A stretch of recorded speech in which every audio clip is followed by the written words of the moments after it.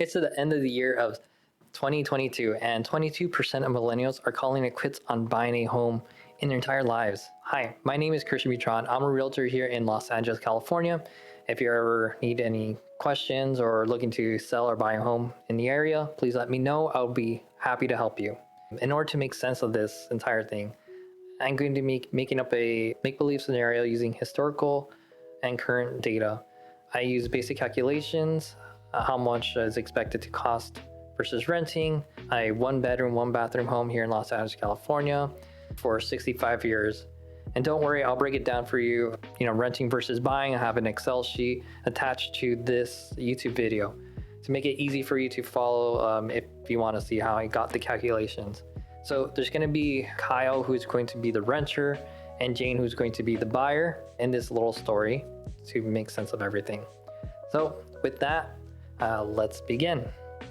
So Kyle, the forever renter, he gave up on buying a home at the age of 35, happy as he could be with his one bedroom, one bath apartment. He lived until he was 100 years old and then died. So how much did it cost him to live in there, right? When he was 35 years old, he was paying rent at $1,726 a month. When he died, accounting with inflation of 2%, after 65 years, that exact same apartment cost him $6,255 a month. Wow. Okay, now Jane, on the other hand, 35 years old, she ended up buying a home, identical space as Kyle's. The purchase price in this sample is $468,000 with 5% down and 7% interest rate for 30 years.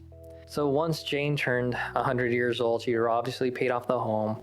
She's been paying about $1,925 a month. This is for home insurance and property taxes. Those are the things that people typically continue paying for until the day they die. So now, I know this doesn't tell the whole story because Kyle was paying much less than Jane for a very long time, which is why I believe renters stay renters for their entire lives at times, right? So let's break down this story to have a better understanding, right? How long did it take until Kyle and Jane were paying about the same amount monthly? The interesting thing is that in this very static world, there wasn't a point where they were paying the same amount. Because in 2052, the last year that Jane was paying for a home, it cost her $3,917 a month, while Kyle was only paying $3,127 a month for his rent, right?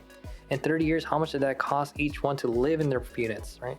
So after 30 years, Kyle only paid $878,000 for rent, while Jane paid $1.4 million for her home. After 30 years, cost of living, everything looks different since Jane is now paid off her home. The only thing she needs to pay for is the property taxes and home insurance again. So she's paying about $977 a month to live, while Kyle is paying $3,190 a month. It takes about 15 more years until Kyle and Jane have paid about the same amount into the properties. So, year 45 of owning these properties, they both paid about $1.6 million. For their places. After that, Jane is left paying about $10,000 a month to live, while Kyle is paying about $25,000. Big difference when you're getting older. So let's talk about some benefits that Jane had because she decided to purchase her home. After 30 years, now that Jane owns his property, in this static world with appreciation value at 2%, that $468,000 home is now worth $847,000 after year 30. This is what Jane would consider, wealth that she currently owns, while Kyle, on the other hand, his renter has nothing. Now, in a dynamic world, the world we live in, within 30 years, Jane would have reduced her monthly payment by refinancing her loan, borrowing some money from property, possibly renting out her property, or moved elsewhere, sold a home, and made a profit, right? In short, Jane had the option to rent, refinance, take out a loan, or sell the property.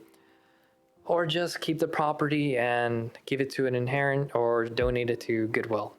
Kyle, well, the cost of buying gave him the flexibility to move around, pay less monthly over some years. He didn't have to worry about home repairs as a homeowner will do that. Overall, it would free up some cash in the short term.